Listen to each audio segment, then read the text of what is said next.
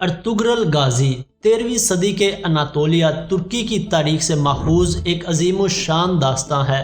ایمان، محبت اور انصاف کی روشنائی سے لکھی ایک بہادر جنگجو کی کہانی، جس نے اپنی ثابت قدمی اور جرأت سے نہ صرف اپنے قبیلے بلکہ عالم اسلام کی تقدیر بدل ڈالی۔ 1280 میں ارطغرل کی وفات کے بعد ان کے بیٹے عثمان غازی نے سلطنت عثمانیہ کی بنیاد رکھی، اور جو خانہ بدوشوں کے اس قبیلے نے 3 براعظموں پہ 600 سال تک حکومت کی۔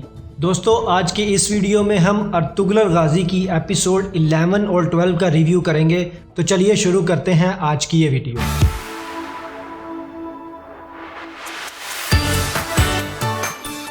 ارطغرل کارا تویگر پہ حملہ کرتا ہے اور افسن کی مدد سے اسے پکڑنے میں کامیاب ہو جاتا ہے۔ کارا تویگر کو گرفتار کر کے قبیلے لایا جاتا ہے۔ قبیلے والے کہتے ہیں اسے سزا دی جائے اور عبرت کا نشان بنایا جائے، جس پہ سلیمان شاہ کہتے ہیں کہ اس بات کا فیصلہ ہم جرگے میں کریں گے اور اپنے قانون اور روایات کے مطابق اسے سزا دی جائے گی۔ اس کے بعد سلیمان شاہ اپنے خیمے میں آتے ہیں۔ اسباب سرداری غائب دیکھ کر ان کی طبیعت ناساز ہو جاتی ہے اور وہ گر پڑتے ہیں۔ ہائمہ خانم انہیں بتاتی ہیں کہ اسباب سرداری کردوغلو اپنے خیمے میں لے گیا ہے، جس پہ سلیمان شاہ کہتے ہیں تم فکر نہ کرو، میں پوچھ لیتا ہوں اس سے۔ اور اس سے پہلے کہ سلیمان شاہ اس بات کا جائزہ لیں، کردوغلو پہلے الپارگو کو کہہ کے اسباب سرداری واپس سلیمان شاہ کے خیمے میں رکھواتا ہے اور پھر سلیمان شاہ سے ملاقات کرتا ہے۔ سلیمان شاہ کہتے ہیں اچھی خبریں نہیں مل رہی کردوغلو، کیا چل رہا ہے قبیلے میں؟ کردوغلو کہتا ہے کہ سردار حمزہ کو لوگوں نے دیکھ لیا تھا اور انہوں نے شور مچانا شروع کر دیا۔ پھر ہیما خانم نے انہیں سمجھایا اور میں نے بڑی مشکل سے ان کے جذبات ٹھنڈے کیے اور اسباب سرداری کو کوئی نقصان نہ پہنچے، اس لیے میں اٹھا کر اپنے خیمے میں لے گیا تھا۔ سلیمان شاہ کہتے ہیں آج جرگے میں تمہیں میرا ساتھ دینا ہوگا، میں کارا تویگر کو سلطان علاؤالدین کے پاس بھیجنا چاہتا ہوں، وہ خود اسے سزا سنائے گا، اور قبیلے میں کوئی جاسوس موجود ہے جو ہمارے قبیلے کی خبریں دشمن کو دیتا ہے۔ کردوغلو کہتا ہے سردار اگر کوئی جاسوس موجود ہے قبیلے میں تو میں خود اسے تلاش کروں گا اور اپنے ہاتھوں اس کی جان لوں گا۔ یہ بتاؤ کہ اسباب سرداری کہاں لے کے گئے تھے کردوغلو؟ وہ میں حفاظت کے پیش نظر اپنے خیمے میں لے گیا تھا، کیونکہ میں نہیں چاہتا تھا کہ اسباب سرداری کو کوئی نقصان پہنچے۔ شکریہ تمہارا۔ قبیلے والوں کو حلیمہ کے خیمے پہ حملہ کرنے کے لیے کون اکساتا ہے، اس آدمی کا پتہ لگانے کے لیے ترگت اور اس کے ساتھی قبیلے کے کچھ لوگوں سے پوچھ تاچھ کرتے ہیں، جس پہ انہیں پتہ لگتا ہے کہ وہ آدمی بائی بورا ہے، اور اس سے پہلے کہ وہ بائی بورا تک پہنچے کردوغلو الپارگو کو کہہ کے بائی بورا کو مروا دیتا ہے، کیونکہ اگر بائی بورا پکڑا جاتا اور وہ اپنی زبان کھول دیتا تو کردوغلو کی کہانی یہاں ختم ہو جاتی۔ لیکن شیطان کردوغلو اتنی آسانی سے ہار ماننے والا نہیں۔ اب کردوغلو مطمئن ہو کے جرگے میں بیٹھتا ہے، کیونکہ اس کے راز فاش کرنے والا بائی بورا مر چکا ہوتا ہے۔ قبیلے والے کہتے ہیں سردار کارا تویگر کو زندہ دے کے ہمارا غم بھر گیا ہے، اسے سزا دی جائے، لیکن سلیمان شاہ کہتے ہیں کہ ہم اسے سلطان علاؤالدین کی طرف بھیجیں گے اور وہ خود اسے سزا دیں گے، اور پھر کارا تویگر کو سپہ سالار کے ساتھ سلطان علاؤالدین کی طرف بھیجا جاتا ہے۔ سالار سری بورو کارا تویگر کو لے کر سلطان علاؤالدین کے پاس کونیا جائے گا اور اسے ان کے حوالے کرے گا۔ اس شیطان نے سلطنت سے بغاوت کی ہے، وہ اپنی زندگی میں ہی دیکھ لے گا اپنا انجام۔ کارا تویگر کو سلطان علاؤالدین کے پاس بھیجا جائے گا، یہ پیغام کردوغلو ٹائٹس تک پہنچا دیتا ہے۔ سفر کے دوران ٹائٹس قافلے پہ حملہ کرتا ہے اور سارے سپاہیوں کو مار کر کارا تویگر کو رہا کروا لیتا ہے، اور اسے کہتا ہے کہ جاؤ جا کر سلطان علاؤالدین کو یہ بتاؤ کہ تم شہزادے کو کونیا لے کر جا رہے تھے اور کئی قبیلے نے تم پر حملہ کیا اور تمہارے سارے سپاہیوں کو مار دیا اور شہزادے کو رہا کروا لیا۔ سلطان علاؤالدین کو یہ خبر دینے سے تم اس کے خاص وزیروں میں شامل ہو جاؤ گے اور کئی قبیلہ تمہاری طاقت کے سامنے ریزہ ریزہ ہو جائے گا۔ کارا تویگر کے حملے سے جو سپاہی شہید ہوتے ہیں، قبیلے والے ان کا جنازہ پڑھتے ہیں اور ان کے لیے دعا کی جاتی ہے، اور ان حالات کی وجہ سے گندوگدو کافی پریشان ہوتا ہے اور اسے بھی جاسوس کی تلاش ہوتی ہے، اور وہ سلجان سے کہتا ہے کہ کوئی ہے جو ہمارے قبیلے کی خبریں دشمنوں تک پہنچا رہا ہے۔ سلجان کہتی ہے پھر ڈھونڈو اسے اور پتہ لگاؤ اور اپنے انجام تک پہنچاؤ۔ سلجان کو حلیمہ کی اصلیت کا پتہ نہیں ہوتا اور وہ گندوگدو کو قائل کرتی ہے کہ یہی وہ لوگ ہیں جو دشمنوں تک ہماری خبریں پہنچا رہے ہیں، مجھے پورا یقین ہے، ان کو پکڑ کر قبیلے سے باہر نکال دو۔ سلجان کی اس بات سے گندوگدو برگ جاتا ہے اور کہتا ہے تمہاری عقل پہ پتھر پڑ گئے ہیں، تمہیں پتہ ہے وہ کون لوگ ہیں؟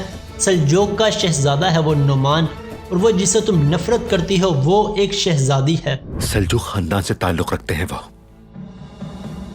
اور وہ قیدی نعمان ایک شہزادہ ہے، اور جس سے تم نفرت کرتی ہو وہ شہزادی ہے۔ کارا تویگر سے جان چھوٹنے کے بعد حلیمہ اور نعمان حلب جانے کا فیصلہ کرتے ہیں۔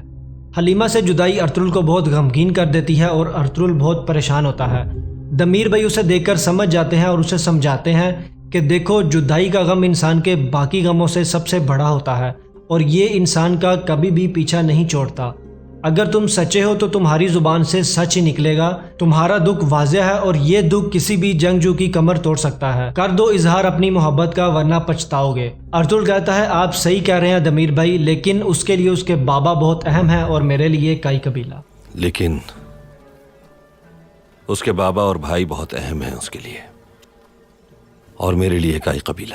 کائی قبیلے کا سردار گندوگدو بنے سلجان یہ چاہتی ہے اور وہ سلیمان شاہ سے کہتی ہے کہ بابا حلب جانے کا فیصلہ گندوگدو کا تھا لیکن انہیں وہ مقام نہیں ملا، اور اس کی اس بات پہ غور کرنے کے بعد سلیمان شاہ حلیمہ اور نعمان کو حلب بھیجنے کے لیے گندوگدو کا انتخاب کرتے ہیں، اور یہ فیصلہ سناتے ہوئے اچانک ان کی طبیعت خراب ہو جاتی ہے اور وہ بے ہوش ہو جاتے ہیں۔ سب لوگ پریشان ہو جاتے ہیں، طبیب کو بلوایا جاتا ہے۔ سلیمان شاہ کی پیٹھ پہ جو زخم تھا اس وجہ سے یہ سب معاملہ پیش آتا ہے۔ ان کے بے ہوش ہونے کے بعد گھر بیٹھے دشمنوں کو سازش سوچتی ہے اور سلجان کردوگلو کو حلیمہ اور نعمان کی سچائی بتاتی ہے کہ وہ سلجوق کا شہزادہ ہے اور یہی ایک رستہ ہے جس سے ہم حلب جانے سے جان چھڑوا سکتے ہیں۔ وہ کوئی عام آدمی نہیں، دھول جھکتا رہا ہے ہماری آنکھوں میں اب تک۔ وہ آدمی سلجوق سلطنت کا شہزادہ ہے۔ اب کردوگلو پھر سے گندوگدو کو اپنے ساتھ ملانے کی کوشش کرتا ہے۔ کردوگلو اسے سرداری کے چکر میں بہکاتا ہے اور کہتا ہے مجھے نعمان کی سچائی معلوم ہے، لیکن اب یہ بات صرف گندوگدو سلجان کے ساتھ کرتا ہے اور اس کا سیدھا شک سلجان پہ جاتا ہے۔ کردوگلو کہتا ہے کہ اگر ہم شہزادے کو سلطان علاؤدین کے حوالے کر دیں تو ہم حلب جانے سے بچ سکتے ہیں اور اس طرح وہ ہمیں مالا مال کر دے گا اور تم سردار بنو گے۔ لیکن اس بار گندوگدو اس کے اس سازش میں نہیں آتا۔ اس کے بعد وہ سیدھا سلجان کے پاس جاتا ہے اور کہتا ہے کہ مجھے پورا یقین ہے وہ تم ہی ہو جس نے کردوگلو کو یہ سب باتیں بتائیں، لیکن سلجان اس کی ان باتوں سے انکار کرتی ہے۔ اب شیطان کردوگلو اپنی سازش سے پیچھے نہیں ہٹتا، وہ حلیمہ اور نعمان کے خیمے پر حملے کی تیاری کرتا ہے اور جیسے ہی وہ حملہ کرنے ان کے خیمے میں داخل ہوتا ہے آگے اسے گندوگدو ملتا ہے۔ وہ کہتا ہے مجھے تم سے یہ امید نہیں تھی گندوگدو، اور گندوگدو کہتا ہے مجھے بھی اپنے پیارے چچا جان سے یہ امید نہیں تھی کہ وہ قیدیوں کو یرغمال بنائیں گے اور مجھے بھی مشورہ دیں گے۔ نعمان اور حلیمہ کو غائب کر کے گندوگدو ارطغرل کے ساتھ انہیں حلب روانہ کر دیتا ہے۔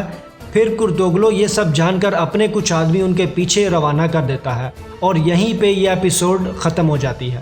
دوستو یہ تھا ایپیسوڈ 11 اور ایپیسوڈ 12 کا short summary short review. Ertugrul حلب روانہ ہو چکا ہے اور کیا وہ حلب صحیح سلامت پہنچے گا، یہ ایک بہت بڑا سوال ہے اور اس کا جواب آپ کو ملے گا ہماری نیکسٹ ویڈیو میں۔ گندوگدو کی عقل اب ٹھکانے آ چکی ہے، اب وہ سلجان اور کردوگلو کے بہکاوے میں نہیں آئے گا اور ایک جنگجو کا راستہ اپنائے گا، لیکن ابھی بھی کچھ کہا نہیں جا سکتا، کیا پتہ سرداری کا بھوت پھر سے اس کے سر پر سوار ہو جائے اور وہ پھر سے بغاوت کر ڈالے۔ دوستو ایک طرف صلیبیوں کی سازشیں جو ہر طرف سے ارطغرل کو نشانہ بنائے ہوئے ہیں اور دوسری طرف قبیلے میں چھپے منافق جو اندر کی خبریں باہر پہنچا رہے ہیں، لیکن سلیمان شاہ کائی قبیلے کی شان ہے جو ہر مشکل کا سامنا کرنے کے لیے تیار ہیں۔ اب آنے والی ایپیسوڈز میں دیکھیں گے کہ ارطغرل کن مشکلات میں پھنستا ہے اور کہانی کیا موڑ لیتی ہے۔ اس ویڈیو کو لائک کر کے اپنے دوستوں سے شیئر کیجئے گا اور کامنٹ سیکشن میں ہم سے اپنی قیمتی رائے ضرور شیئر کیجئے گا۔ ملتے ہیں دوستوں نیکسٹ ویڈیو میں۔ Take care and thanks for watching this video.